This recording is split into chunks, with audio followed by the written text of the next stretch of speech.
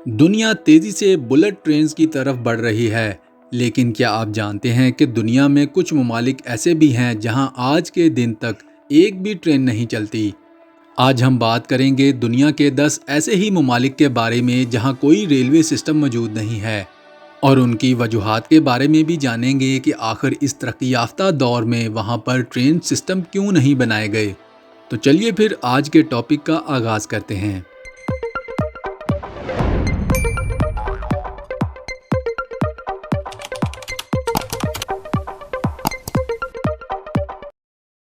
Number 10، Kuwait.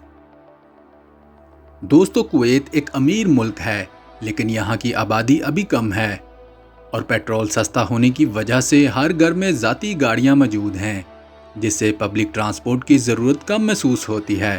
حالانکہ golf railway project کے تحت اب کام شروع ہو رہا ہے، لیکن فی الحال یہاں کوئی فنکشنل ٹرین نیٹ ورک نہیں ہے۔ سارا transport system high quality highways پر چلتا ہے۔ نمبر 9، نیپال۔ نیپال کا زیادہ تر حصہ پہاڑی علاقے پر مشتمل ہے، اور دنیا کا بلند ترین پہاڑ ماؤنٹ ایورسٹ بھی اسی ملک میں واقع ہے۔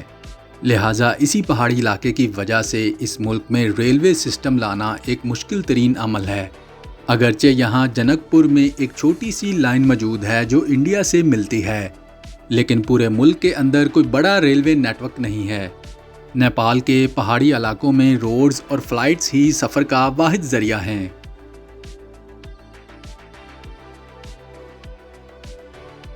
Number 8، Libya. دوستو، لیبیا میں پہلے ریلوے لائنز موجود تھی، لیکن گزشتہ چند دہائیوں سے ہونے والی خانہ جنگی اور پولیٹیکل ٹینشنز نے پورا ڈھانچہ ہی تباہ کر دیا ہے۔ بہت سے پروجیکٹس شروع تو کیے گئے، مگر جنگ کی وجہ سے مکمل نہ ہو سکے۔ آج کل لوگ ایک شہر سے دوسرے شہر جانے کے لیے بسز یا پرائیویٹ گاڑیوں کا استعمال کرتے ہیں۔ نمبر 7، مالٹا۔ مالٹا ایک چھوٹا سا جزیرہ نما ملک ہے، جہاں کا کل رقبہ اتنا کم ہے کہ ٹرین کی ضرورت ہی محسوس نہیں ہوتی۔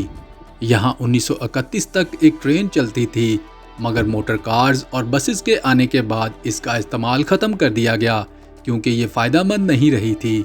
اب یہاں کا پبلک ٹرانسپورٹ سسٹم مکمل طور پر ماڈرن بسز پر مشتمل ہے۔ نمبر 6، موریٹیس۔ موریٹیس نے ماضی میں اپنے گنے کی صنعت کے لیے ریلوے کا بھرپور استعمال کیا ہے، مگر 1960 کے بعد اسے ختم کر دیا گیا۔ حال ہی میں یہاں میٹرو ایکسپریس کے نام سے لائٹ ریل شروع ہوئی ہے، لیکن اسے باقاعدہ ہیوی ریل نیٹ ورک یا لمبے فاصلے کی ٹرین نہیں کہا جا سکتا۔ ملک چھوٹا ہونے کی وجہ سے یہاں ہائی ویز کو ہی ترجیح دی جاتی ہے۔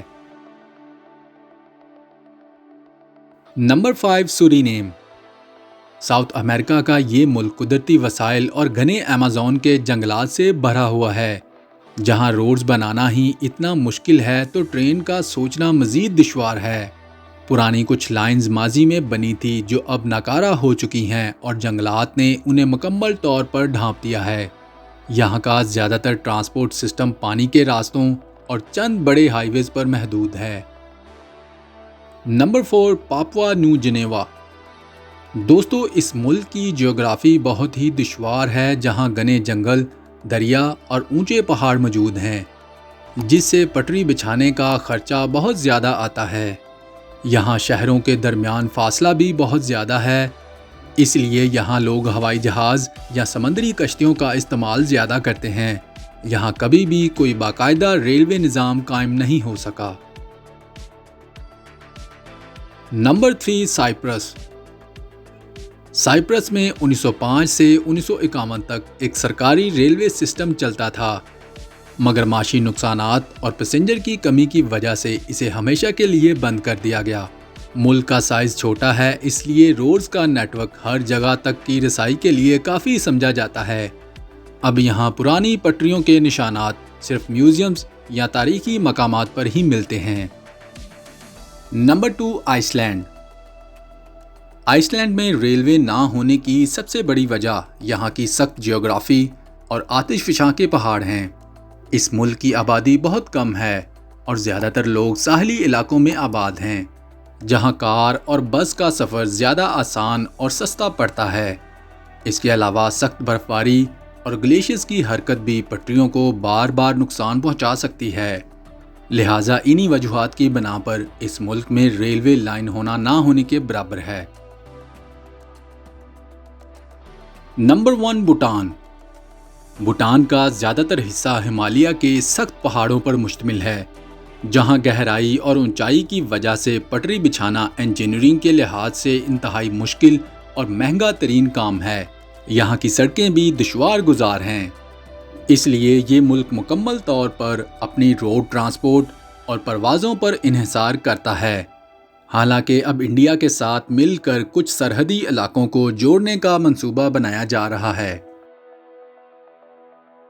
ان میں سے کس ملک کا نام سن کر آپ کو حیرت ہوئی؟ کمنٹ میں ضرور بتائیے گا۔ مزید ایسی انفارمیٹیو ویڈیوز دیکھنے کے لیے چینل کو سبسکرائب ضرور کیجیے گا۔ تو ملتے ہیں اگلی ویڈیو میں، تب تک کے لیے اللہ حافظ۔